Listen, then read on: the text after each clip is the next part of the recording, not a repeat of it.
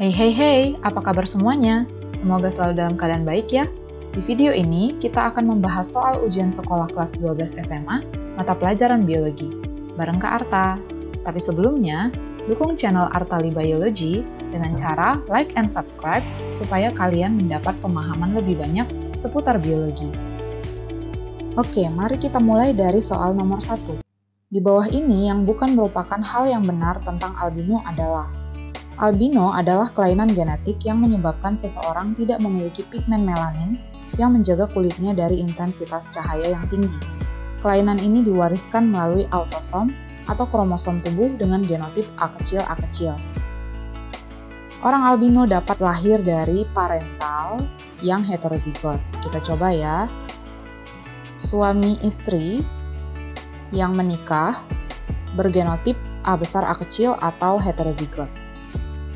Dalam pembentukan gametnya, mereka membentuk gamet A besar dan A kecil, yang jika melakukan persilangan, didapat kemungkinan filial atau keturunan mereka, atau bisa disebut sebagai anak, yaitu A besar 25%, A besar A kecil 50%, dan A kecil 25%. Itu diambil dari persilangan gamet ini ya, teman-teman.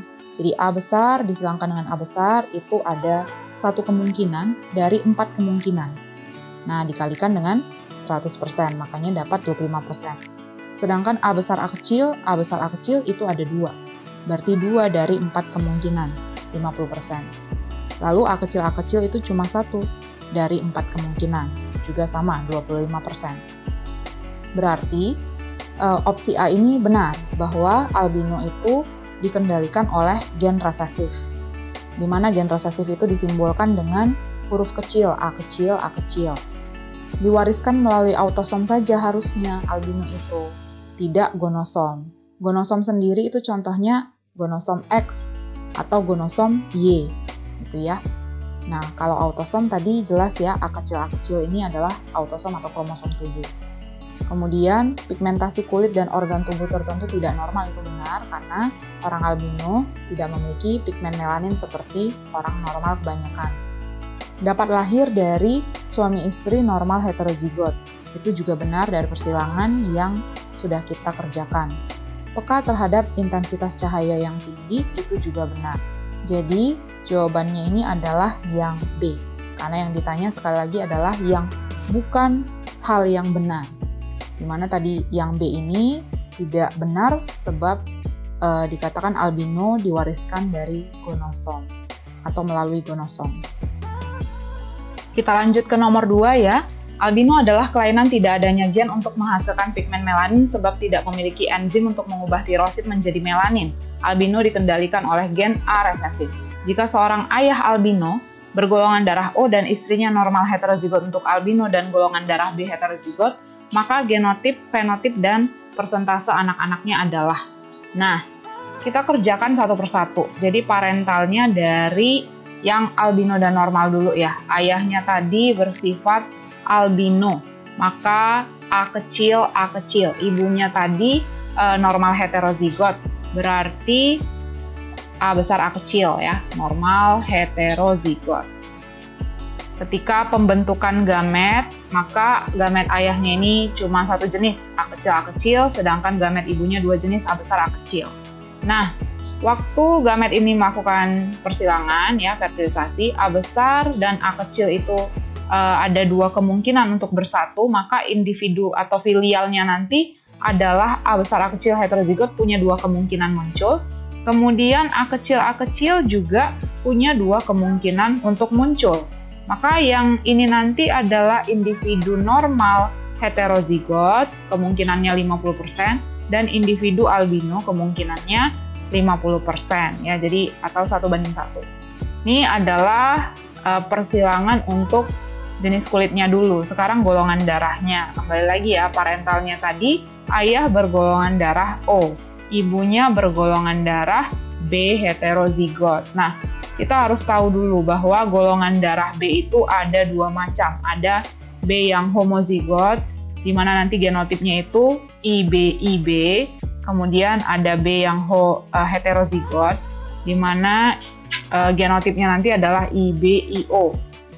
Nah, jadi ayahnya ini pasti karena golongan darah O, genotipnya cuma satu, yaitu IOIO. Sedangkan ibunya tadi B heterozigot IBIO. Maka kalau dalam pembentukan gametnya, kita turunkan saja ke bawah ya, IOIO, IBIO. Maka kita lakukan persilangan, nanti anaknya yang bisa muncul IBIO itu ada dua kemungkinan ya. Filial itu sama dengan anak, IBIO ada dua kemungkinan. Lalu IOIO itu ada dua kemungkinan juga. Maka di sini 50% ada kemungkinan anaknya B heterozigot dan 50% anaknya itu bergolongan darah O. Nah, dari keduanya ini kita bisa menarik kesimpulan bahwa kemungkinan dari anak-anaknya nanti itu ada yang dia orang normal heterozigot, ada yang albino. Orang normal heterozigot ini bisa saja bergolongan darah B heterozigot atau bergolongan darah O. Orang albino ini bisa saja bergolongan B heterozigot dan bergolongan darah O. Berarti nanti ada 25% ya masing-masing. Maka ada kemungkinan anaknya yang normal heterozigot bergolongan darah B heterozigot 25%, normal heterozigot dengan golongan darah O 25%, albino B heterozigot 25%, albino bergolongan darah O 25%. Maka jawabannya itu yang B. Mari kita lanjut ke nomor 3. Perhatikan diagram di bawah ini. Produk 1 dan 3 dihasilkan dari proses apa? Skema tersebut adalah respirasi aerob. Mari kita lihat tabel respirasi aerob. Respirasi aerob dimulai dari glikolisis, dilanjut dengan dekarboksilasi oksidatif, lalu sikoskrep dan transfer elektron. Kita lihat glikolisis di sini memecah glukosa menjadi asam pirufat. Maka asam pirufat adalah hasil glikolisis. Lalu asam pirufat menjadi substrat bagi dekarboksilasi oksidatif. Hasilnya adalah asetil-CoA. Nah, nanti hasil utama dari respirasi aerob itu adalah adenosin trifosfat atau ATP. Ya. Oke, kita kembali ke skema tadi. Maka asam pirufat ini adalah hasil dari glikolisis. Kemudian asetil-CoA adalah hasil dari dekarboksilasi oksidatif. Oksaloasetat ini hasil dari sikoskrepс. Sementara kalau yang asam sitrat di sini nomor 4 adalah produk pertama atau hasil pertama dari sikoskreps. Hasil akhirnya adalah oksaloasetat. Maka jawabannya produk 1 dan 3 dihasilkan dari proses A, glikolisis dan sikoskreps. Mari kita lanjut ke nomor 4. Perubahan kupu-kupu Biston betularia bersayap cerah lebih banyak sebelum revolusi industri. Dan setelah revolusi industri, yang gelap lebih banyak, menunjukkan peristiwa. Nah, jadi sebelum terjadi revolusi industri, ngengat yang gelap ini lebih tampak kelihatan oleh predator sehingga jumlahnya sedikit. Sedangkan ngengat yang cerah di sini bisa kamuflase, tidak kelihatan predator sehingga jumlahnya lebih banyak. Setelah terjadi revolusi industri, terjadi kebalikannya. Ngengat yang cerah itu lebih kelihatan oleh predator sehingga jumlahnya berkurang. Sedangkan ngengat yang gelap itu bisa kamuflase sehingga jumlahnya bertambah. Nah, hal ini adalah resistensi atau kemampuan bertahan terhadap seleksi alam. Jadi jawabannya yang C. Kalau seleksi buatan sendiri ini biasanya atau contohnya adalah perkawinan selektif atau proses di mana manusia memilih individu dengan sifat yang diinginkan untuk dikembangbiakan, gitu ya. Masih semangat ya teman-teman? Mari kita mulai kembali nomor 5. Dari tahapan sintesis protein di atas urutan yang tepat. Nah, ini kita akan melihat skema ini lebih dulu ya. Jadi bagian bola yang berwarna ungu ini adalah nukleus, di mana nanti di dalamnya ada DNA berwarna biru yang akan mencetak mRNA atau kita kenal dengan RNA duta yang berwarna pink. Lalu RNA duta itu nanti keluar dari nukleus. Proses ini sendiri kita sebut dengan transkripsi. Jadi, proses pertama dari sintesis protein adalah DNA mencetak RNA duta atau transkripsi di nukleus. Lalu, RNA duta keluar dari nukleus menuju ke ribosom di dalam sitoplasma. Ribosom itu bentuknya ada subunit besar, ada subunit kecil di dalam sitoplasma. Kemudian RNA duta melekat pada ribosom.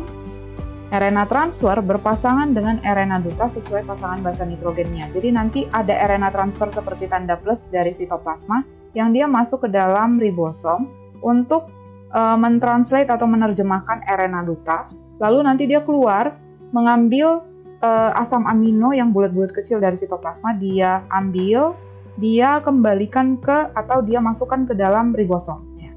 Dia masukkan ke dalam ribosom dan begitu seterusnya.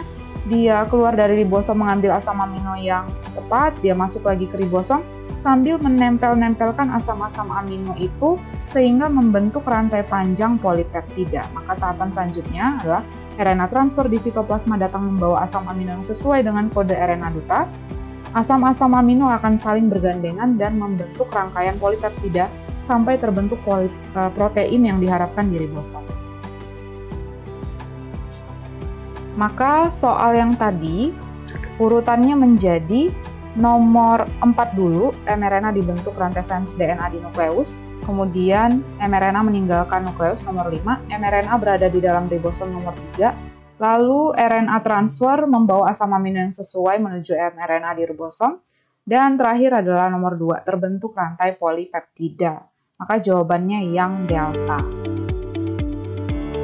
Nah, teman-teman, mudah bukan? Jika video ini membantu kalian, like and share ke teman kalian ya, serta dukung channel ini dengan subscribe agar channel ini dapat mengedukasi lebih jauh lagi.